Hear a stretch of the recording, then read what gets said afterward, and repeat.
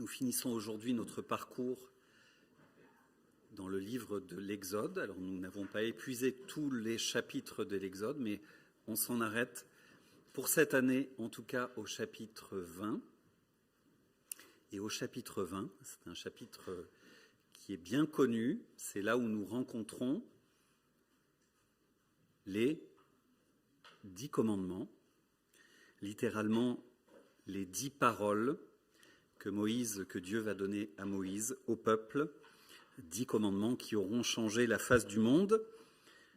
Et ce matin, alors c'est un défi pour nous collectivement d'essayer de les relire en renouvelant l'écoute. On les connaît possiblement même par cœur. Assurez-vous, je ne vais pas faire le test là, je pourrais être en difficulté moi-même. On les connaît, on les a entendus, c'est un défi de les relire, de les réentendre d'une manière neuve. Et pour le prédicateur que je suis, c'est un défi de les enseigner d'une manière renouvelée. Quel est leur contenu, quelle est leur finalité, quelle est l'actualité de ces 10 paroles pour nous, croyants de la Nouvelle Alliance?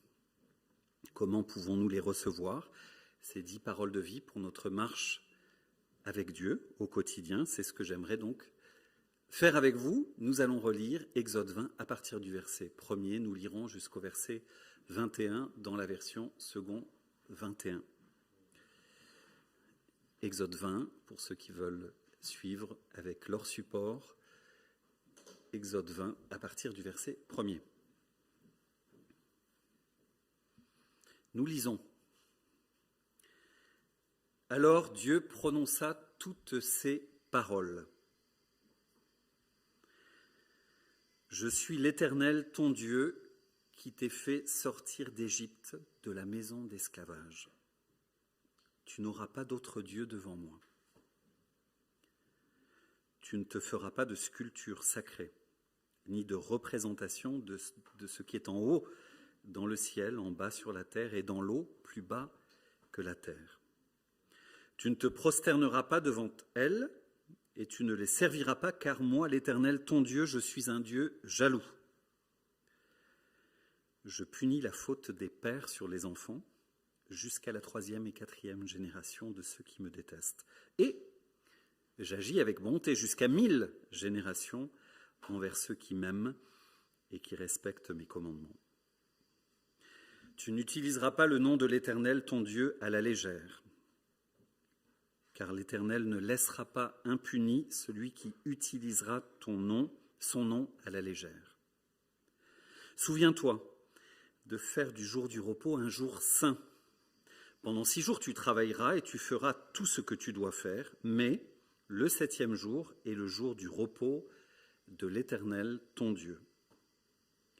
Tu ne feras aucun travail, ni toi, ni ton fils, ni ta fille, ni ton esclave, ni ta servante, ni ton bétail, ni l'étranger qui habite chez toi. En effet, en 6 jours, l'Éternel a fait le ciel, la terre, la mer et tout ce qui s'y trouve, et il s'est reposé le 7e jour. Voilà pourquoi l'Éternel a béni le jour du repos et en a fait un jour saint. Honore ton père et ta mère, afin de vivre longtemps dans le pays que l'Éternel, ton Dieu, te donne. Tu ne commettras pas de meurtre, tu ne commettras pas d'adultère, tu ne commettras pas de vol, tu ne porteras pas de faux témoignages contre ton prochain, tu ne convoiteras pas la maison de ton prochain, tu ne convoiteras pas la femme de ton prochain, ni son esclave, ni sa servante, ni son bœuf, ni son âne, ni quoi que ce soit qui lui appartienne. Tout le peuple entendait les coups de tonnerre et le son de la trompette et voyait les flammes de la montagne fumante. À ce spectacle, le peuple tremblait et se tenait à bonne distance. Ils dirent à Moïse, « Parle-nous toi et nous écouterons, mais que Dieu ne nous parle pas, sinon nous mourrons. » Moïse dit au peuple, « N'ayez pas peur, car c'est pour vous mettre à l'épreuve que Dieu est venu, et c'est pour que vous ayez sa crainte devant les yeux, afin de ne pas pécher. Le peuple restait à bonne distance, mais Moïse s'approcha de la nuée où se trouvait Dieu. Nous pouvons dire Amen. Je vous invite à prier.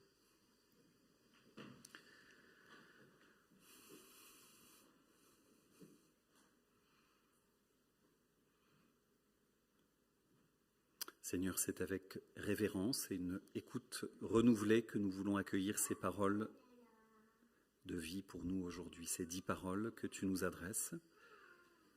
Ta parole est la vérité, elle est un guide, elle nous enseigne, elle nous dirige, elle nous façonne, elle nous ordonne. Seigneur, nous voulons entendre, comprendre, saisir et obéir.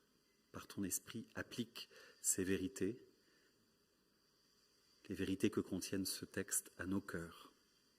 Renouvelle notre intelligence, Seigneur. Amen. Alors, je ne vais pas faire le commentaire suivi de chacune de ces paroles. Ce serait fastidieux et peut-être déjà entendu.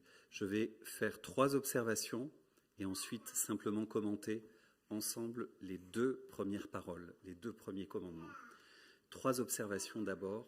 La première, pour comprendre la nature de ce texte, de ce décalogue, de ces paroles, pour bien comprendre, il faut, et ça apparaît pas du tout à la première lecture, il faut les entendre, comprendre qu'elles sont posées, présentées dans la culture de l'époque, celle du Proche-Orient ancien, comme un document d'alliance. Ce décalogue, c'est un document d'alliance tel qu'ils existaient à l'époque. Vous savez, dans le Nouveau Testament, si on voulait actualiser la chose pour le Nouveau Testament, et c'est un peu partout dans l'Écriture comme ça, Dieu parle dans la culture des hommes auxquels il s'adresse. Dieu respecte, honore notre culture. Alors dans le Nouveau Testament, par exemple, vous savez, les épîtres de Paul, il y en a tout un paquet. Ces épîtres, elles sont écrites pas n'importe comment, c'est pas juste une composition singulière de Paul qui existerait juste dans la Bible, dans la révélation biblique, mais quand Paul écrit les épîtres dans le Nouveau Testament, il respecte les codes de l'époque, comme si aujourd'hui, de manière un peu plus simple, quand on écrit un mail, on respecte les codes. Il y a un objet, il y a une salutation, il y a un corps, c'est structuré, il y a des salutations finales et il y a une signature. Et il y a un certain nombre d'expressions, tout est codifié. Dans les épîtres, pour le Nouveau Testament, c'est codifié, mais c'est beaucoup plus compliqué. Paul écrit, mais en respectant vraiment les canons du temps. Et bien là, c'est pareil pour ce document d'alliance, pour ce décalogue et la loi d'une manière générale. Elle est vraiment écrite selon les canons du temps, dans le Proche-Orient ancien. Et ça, c'est important pour nous, pour comprendre et recevoir et actualiser, du coup, pour notre culture. Toujours faire ce mouvement, ce travail lorsque nous lisons l'Écriture. Des traités qui avaient vocation, à l'époque, donc le Proche-Orient ancien, à régir les relations de souveraineté et de responsabilité entre les rois et leurs vassaux. Comme un contrat, comme un engagement, des engagements réciproques des 2 parties. On pourrait parler d'un contrat de protectorat. Pour l'histoire plus récente en ce qui nous concerne, vous avez étudié au Moyen-Âge, vous vous souvenez, le lien féodo-vassalique entre les suzerains, les seigneurs et les vassaux. Les seigneurs s'engageaient à protéger quelque part un territoire, un bout de population. On construisait même des enceintes pour protéger, etc. Et en retour, la population, elle produisait, le suzerain, le seigneur levait des fonds, etc. Là, on est exactement dans le même schéma, et tout ça a été régi de manière très carrée par des documents d'alliance. Dans la forme et la structure donc du décalogue, et de la loi, vous l'avez compris, d'une manière générale, et dans le Deutéronome en particulier, on a tout le Deutéronome, c'est vraiment le document d'alliance in extenso, principalement. On retrouve donc des similitudes entre ce qui existe là et ce qui existait à l'époque, mais le contenu, on va le voir, on va le détailler, le contenu est radicalement nouveau. Il y a de la nouveauté dans ce que Dieu révèle à son peuple, commande à son peuple, la façon dont il se présente, se révèle et invite à l'obéissance. Qu'est-ce qu'on y trouve ? Alors, ce texte s'ouvre donc je répète pédagogiquement, il s'ouvre comme les traités d'alliance par l'énoncé du titre. Toujours, dans ces documents, on veut savoir qui parle, à qui parle, c'est quoi sa légitimité, c'est quoi son titre, c'est quoi sa puissance, et dans quel contexte historique, pourquoi on en arrive à cette situation-là. Donc il y a le titre, et ensuite le contexte historique qui est rappelé. Les faits, la situation. C'est ainsi libellé, c'est court, c'est efficace, mais ça dit tout. Je suis l'Éternel, c'est lui qui parle, ton Dieu, qui t'ai fait sortir du pays d'Égypte, de la maison de servitude, de la maison de l'esclavage. Le titre, l'énoncé historique, voilà le contexte dans lequel Dieu parle. Et ensuite, on a l'énoncé des obligations réciproques, des stipulations, comme dans un contrat juridique. Et de Dieu, donc ici, à l'égard du peuple pour lequel il a accompli la libération et les promesses. Dans les traités, c'est juste un exemple, mais c'est un peu partout pareil. Dans un traité des Hittites, vous avez déjà rencontré ce nom dans le texte biblique ? Voilà, c'est un peuple qui est là, qui est environnant. On a retrouvé justement les archéologues, les Indiana Jones, etc. Ils font ce type de travail, ils ressortent et quand on travaille bibliquement, on a ce genre de recours utile. On retrouve précisément ce terme de parole. C'est pas propre à la révélation biblique. Le terme, on parle de parole pour le contenu des stipulations, des promesses, d'accord ? Ces 10 paroles, alors souvent on dit 10 commandements, mais voilà, dans le texte en hébreu, c'est paroles, et même quand on dit décalogue, c'est déca, c'est 10, et log, c'est paroles, 10 paroles. Donc voilà, normalement, on dit les 10 paroles plutôt que les 10 commandements. Pour revenir donc, voilà, comme Dieu s'est engagé dans cette alliance et a tout fait pour tenir ses promesses, il exige de son peuple le même engagement. Dieu veut faire, c'est son intention, c'est son projet, rappelé maintes fois dans la suite de la révélation, par les prophètes notamment. Dieu veut faire de son peuple un modèle qui soit comme une maison témoin, comme pour exprimer, dire les vertus de Dieu, les vertus, les principes du royaume aux nations environnantes. Et pour être à la hauteur de cette responsabilité, demeurer être un exemple, donner quelque part une image, un avant-goût de ce que le royaume de Dieu pourrait être sur terre, il faut apprendre, il faut que ce peuple apprenne par ses paroles 3 choses, je dirais en résumé. Premièrement, l'obéissance exclusive au Seigneur, au Dieu libérateur. Deuxièmement, la manière juste de l'adorer et de le distinguer des idoles.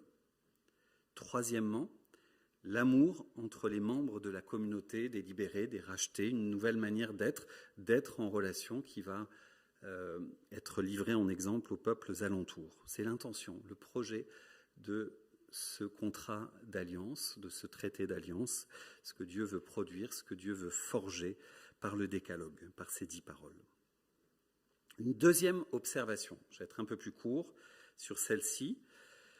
L'observation qu'on évoque peut-être rarement, qu'on n'appuie pas trop. J'espère qu'elle ne vous choquera pas. Je vais m'en expliquer en tout cas. Les 10 commandements, les 10 paroles ne sont pas formellement libellés comme des interdictions. Est-ce que vous êtes d'accord avec ça ? Si c'était formulé, libellé comme des interdictions, comment ce serait énoncé ? Vous êtes là ? Ouais, à l'impératif, tu ne dois pas avoir d'autres dieux, tu ne dois pas faire des idoles, tu ne dois pas commettre un meurtre ou ne commets pas de meurtre, etc., adultère, etc. Les verbes sont, non pas à l'impératif, effectivement, sont au futur. Tu n'auras pas de Dieu, tu ne commettras pas, tu ne convoiteras pas, etc.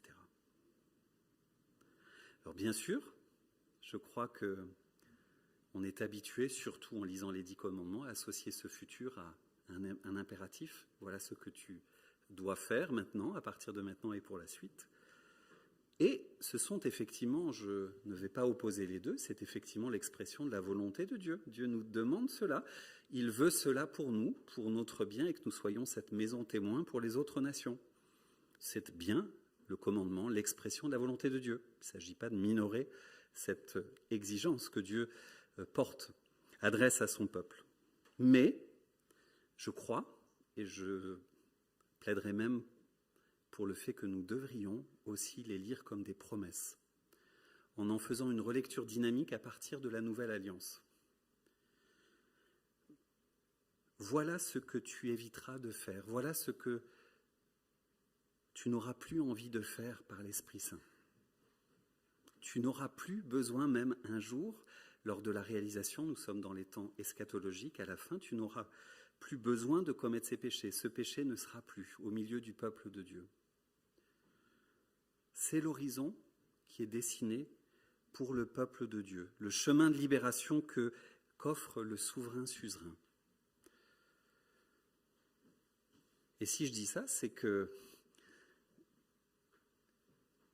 pour nous situer, nous, aujourd'hui, et nous appeler à vivre ces commandements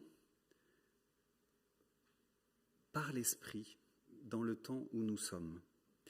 Et c'est assez touchant, au fond, si on repense ce texte comme un document d'alliance, un traité d'alliance entre un souverain, un suzerain et son peuple. Non seulement Dieu commence en disant la part qu'il a fait, sa fidélité, sa libération, et dans le même temps, ce qu'il commande à son peuple, c'est lui qui l'accomplira. Ça, c'est la suite de la révélation. On va voir que par ces exigences, le peuple va être mis en échec et il y aura le soupir de ce peuple et l'annonce prophétique, notamment en Ézéchiel 36. Un jour, l'Esprit de Dieu viendra, Dieu habitera au fond de vos cœurs et vous serez mis, au fond, je paraphrase, en capacité de mettre en œuvre ma volonté. Il y a quelque chose de l'ordre de la promesse dans l'énoncé de ces 10 commandements, parce que Dieu va lui-même produire ce qu'il commande. Vous me suivez ? Bernard Werber, est-ce que ce nom vous dit quelque chose ? Qui connaît ce nom ? Pas beaucoup. Auteur de science-fiction, l'auteur de... C'est Les Fourmis, Nora ? Gilbert, tu connais pas ? Si, ouais. Et d'autres, j'en suis sûr. Vous êtes timide, vous faites les timides. Voilà, auteur de best-seller de science-fiction, et dans un de ses ouvrages, L'ultime secret, il évoque, avec anticipation, la programmation, cette actualité maintenant un petit peu d'une intelligence artificielle en ces termes, c'est de la fiction, ce sont des personnages de fiction, je lis. Fincher et Martin programmèrent l'ordinateur pour le doter d'un système expert comprenant les valeurs humaines. Ils commencèrent par introduire dans la zone racine les 10 commandements de l'Ancien Testament. Tu ne tueras point, tu ne voleras point, tu ne convoiteras point, etc.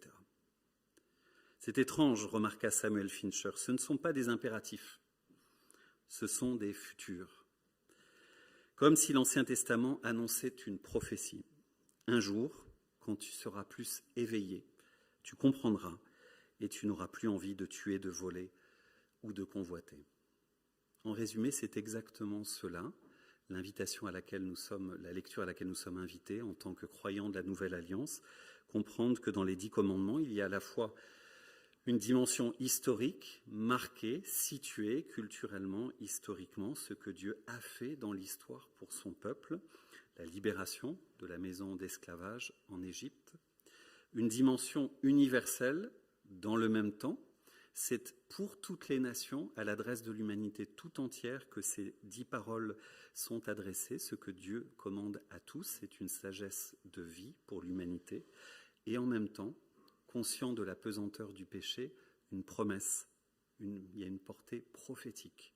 Ce qu'il réalisera lui-même par le don de l'Esprit, par la venue du Christ et par la réalisation, l'achèvement à la fin des temps, l'établissement de son royaume, ce qu'il réalisera pour l'humanité réconciliée, qu'il réconciliera avec lui-même.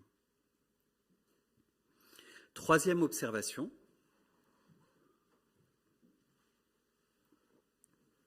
Alors là, voilà, je fais un tout petit détour pour vous expliquer.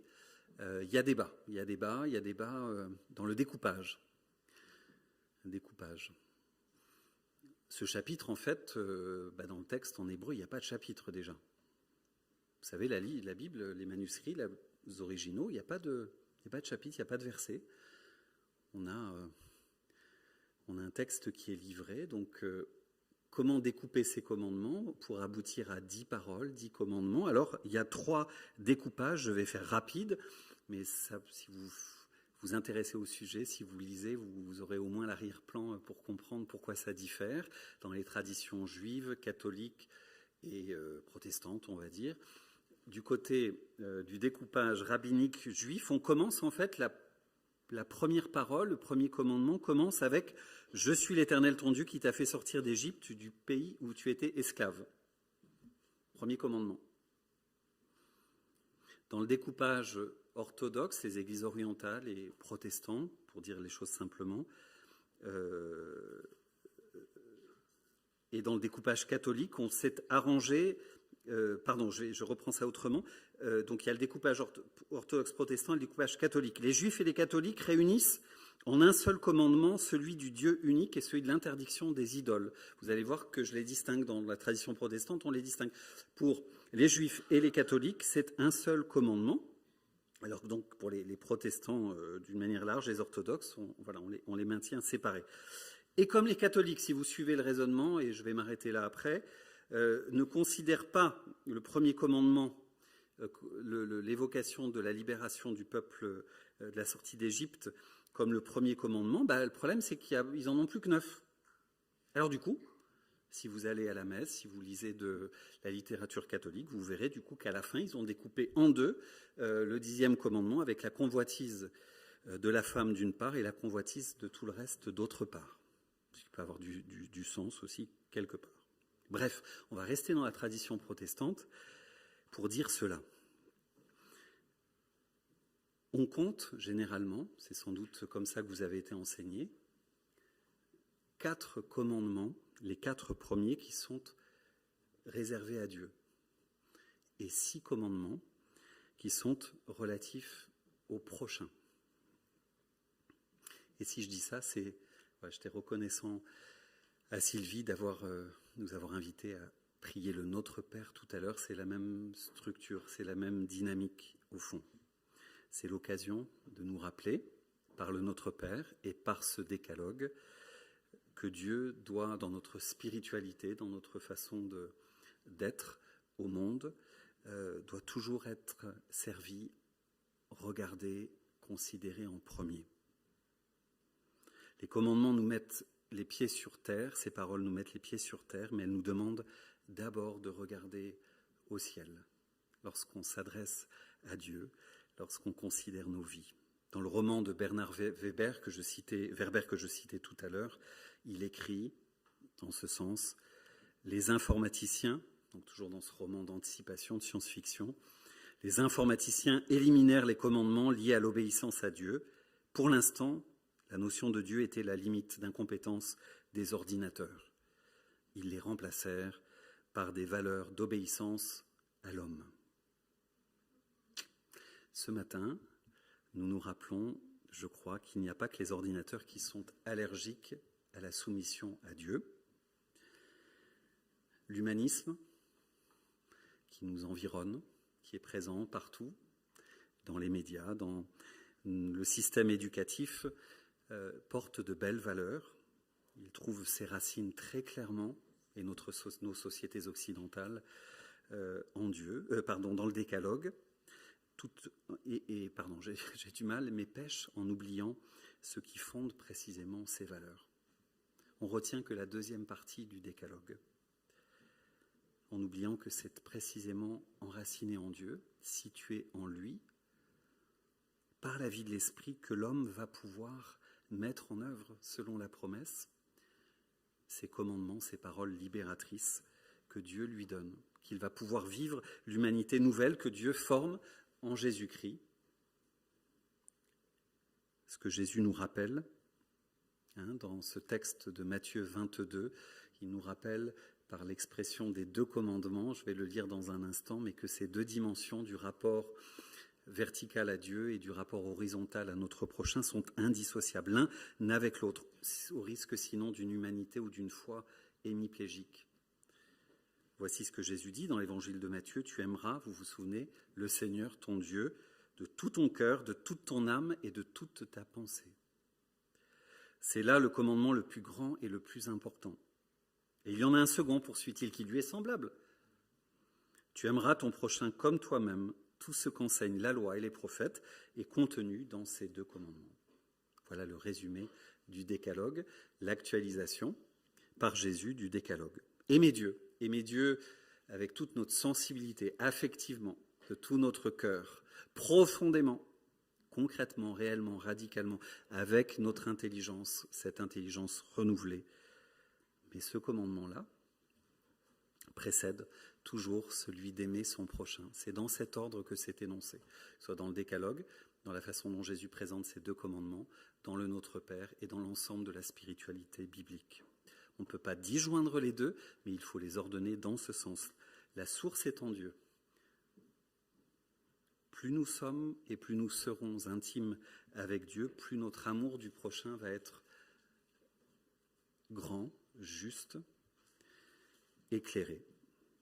Et j'aime la façon dont l'apôtre Jean le renverse, le dit, en précisant, si quelqu'un prétend aimer Dieu tout en détestant son frère, c'est un menteur. Pareil, l'un va avec l'autre, sinon, c'est qu'il y a quelque chose qui cloche, il y a quelque chose qui n'est pas enraciné. Car s'il n'aime pas son frère qu'il voit, il ne peut pas aimer Dieu qu'il ne voit pas.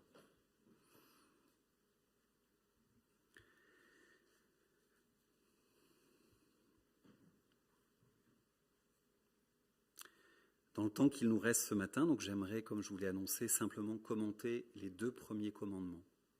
Le premier, le deuxième, et en les liant évidemment, le caractère donc exclusif de l'adoration que nous devons à Dieu, et avec l'interdiction des images taillées pour représenter Dieu. Que nous disent ces 2 commandements pour notre foi aujourd'hui? Je crois que Dieu commence délibérément par rappeler dès ce premier commandement qu'il a vaincu. Après avoir énoncé la libération, il dit qu'il a vaincu les dieux d'Égypte au travers des 10 épreuves.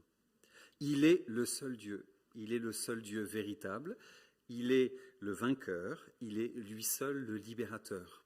Et il le rappelle à son peuple, c'est moi, le seul, l'unique, le vrai Dieu, qui vous est libéré du pays d'Égypte.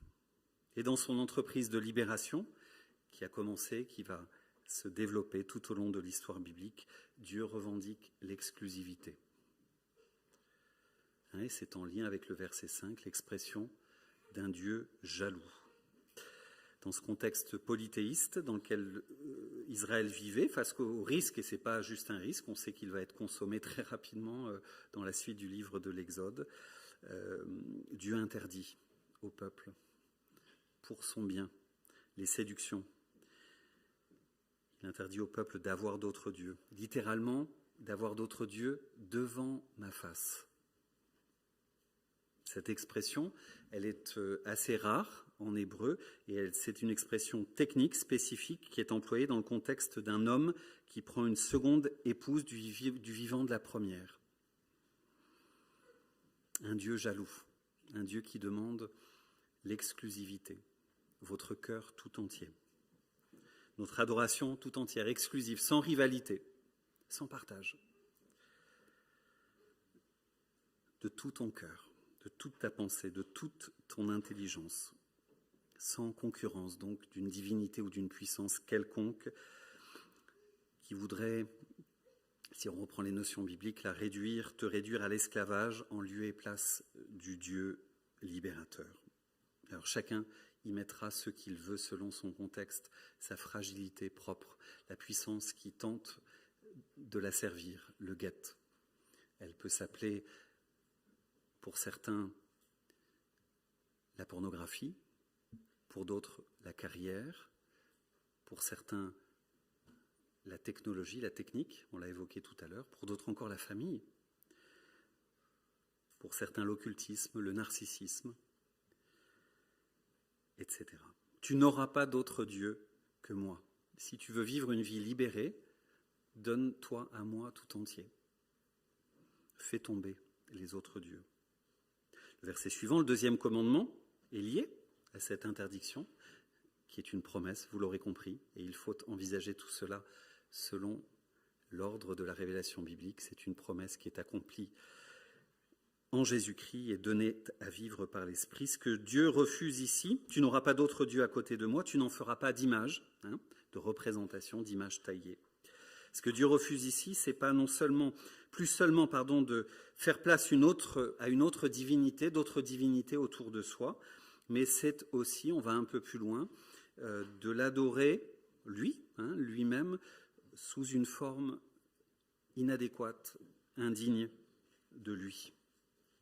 On pourrait dire les choses ainsi, le premier commandement, la première défense maintient cette révélation fondamentale et nouvelle à l'humanité du Dieu un, le monothéisme.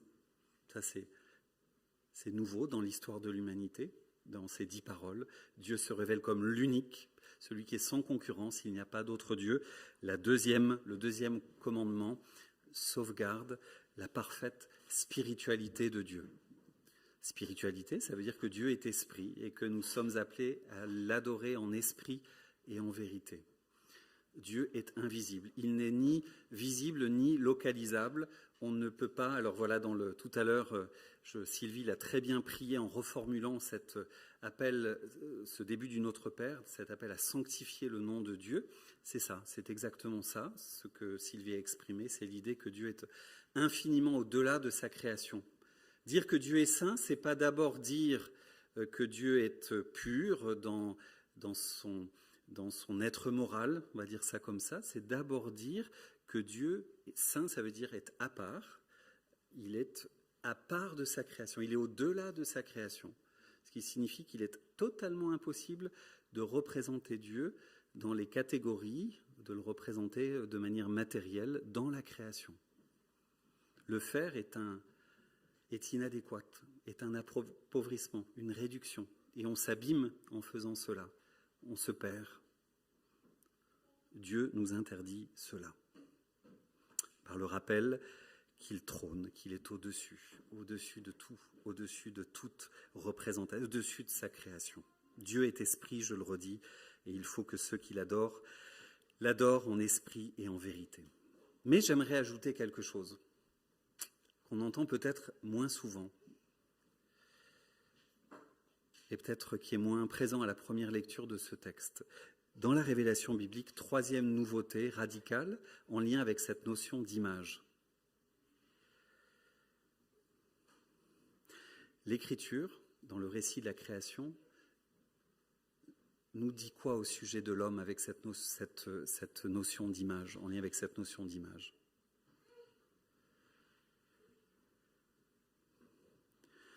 Le texte biblique nous révèle, et ça c'est une totale nouveauté dans l'histoire de l'humanité, que tous les hommes, pas seulement les rois, pas seulement les puissants, tous les hommes, donc chacun d'entre nous,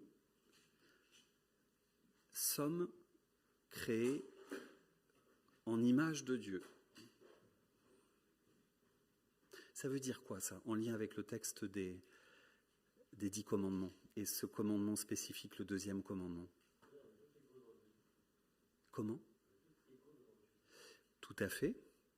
Mais ça veut dire, par rapport à ce texte des 10 commandements, que nous sommes tués, chacun d'entre nous sommes la seule image de Dieu autorisée dans la création. Et il y a ce rappel dans ce texte. Il y a ce rappel, et c'est une manière d'honorer. Vous mesurez la beauté, la dignité et la responsabilité que nous portons. Ce n'est pas un blasphème de dire ça, c'est biblique. Tu es l'image de Dieu sur terre, la représentation de Dieu sur terre, devant la création, devant les anges. Tu es la représentation, l'image de Dieu sur terre. Ce qui implique que nous sommes tous égaux, qui que nous soyons effectivement, et que nous portons, on parle vraiment de vocation royale de l'homme, de l'humanité, bien sûr abîmée par le péché. Le Christ, l'image parfaite de Dieu, l'image parfaite de Dieu, effectivement, vient redresser cette image qui a été souillée, tordue, abîmée, voilée, tout ce que vous voulez. Mais nous sommes l'image, la représente, la seule autorisée. C'est quelque chose de beau et de touchant. Et je continue à raccrocher avec la dynamique et la structure de ces 10 commandements. Cela veut dire 2 choses.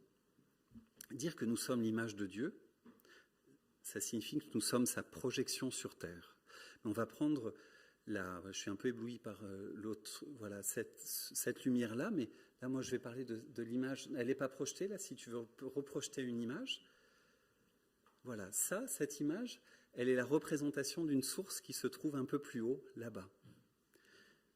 Dire que nous sommes la seule image, la seule projection autorisée de Dieu sur terre, c'est quelque chose de beau, c'est de dire dans le même temps que nous sommes seulement l'image de Dieu. Et que si nous oublions, si nous sautons trop vite et directement au 6e, 7e, etc., 5e, 6e, etc., commandement, et que nous oublions que notre source est en Dieu, que nous oublions notre origine, d'où nous venons, d'où nous tirons notre substance, notre vitalité, etc., l'image, elle fait pchit. Nous sommes la seule image de Dieu autorisée sur terre, mais nous sommes seulement l'image de Dieu. Si nous voulons être des images rayonnantes, si nous voulons réinvestir cette autorité royale que Dieu nous confie dans sa création, si nous voulons honorer Dieu et bien représenter Dieu, il faut nous souvenir que notre source est en lui.